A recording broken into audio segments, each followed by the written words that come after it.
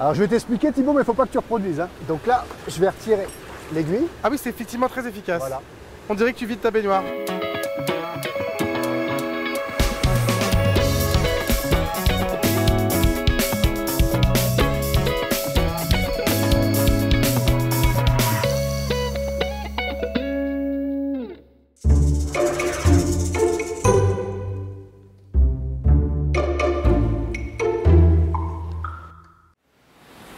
Bonjour David. Salut Thibaut, comment vas-tu? Pardon, je t'interromps en plein travail, je suis désolé. C'est pas très grave, c'est pas très grave. C'est original comme travail. Je pense. C'est pas n'importe qui monte un barrage dans sa vie.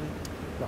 C'est pas monsieur tout le monde. Ouais. Ça permet. Il n'y a pas d'école déjà? Comment t'as appris ça alors? Et bah tout bêtement, je suis rentré en tant que saisonnier en 2012 pour la montée des barrages et la coucher des barrages.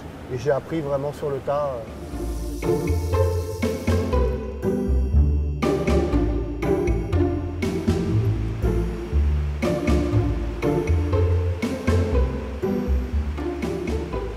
Là, on est sur le lieu, on est sur Montréchat.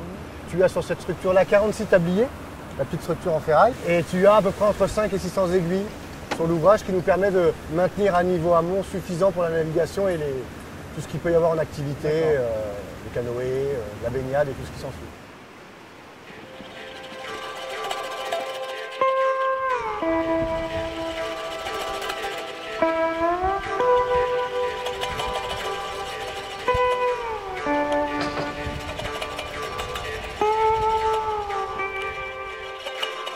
Oui, puis il y a ce morceau pas très loin aussi. Bien sûr, beaucoup plus en aval.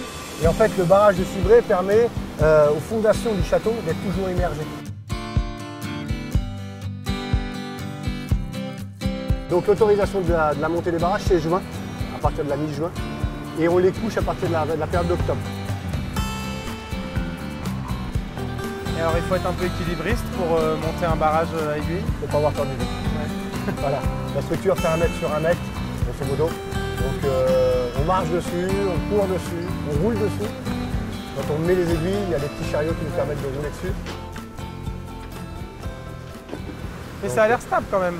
C'est hyper stable. Quand je te vois. La conception elle date de fin 19e et pourtant c'est hyper stable et on n'a pas fait mieux aujourd'hui. Hein. Si tu tombes devant, il y a 200 kg au centimètre de pression.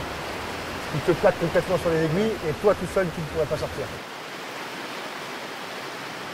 Très bien, il y a des barrages à aiguilles comme ça, il y en a combien? Alors sur le territoire du Cher, enfin sur le Cher, sur chaque canalisé, on en a 10.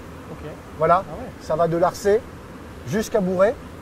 Et après on a 2 barrages automatiques qui sont des barrages à clapet, sous l'Arche de Saint-Aignan, sous le pont de Saint-Aignan et à Tours. Et donc en dehors de la période où vous montez le barrage, il y a de la maintenance qui se fait régulièrement? Ouais, du nettoyage pour enlever toute l'herbe. Ah oui, ça crée un trou et puis hop, ça s'échappe. Une brèche, ah, exactement. Bien. Mais là, il y a des petites herbes là qu'on peut enlever par exemple? Bien sûr, on peut voir ça. Donc en fait, là, je suis hors pression. Là, j'ai plus de pression. Je vais la lever, elle va venir avec moi. Très bien. Voilà. Ah oui.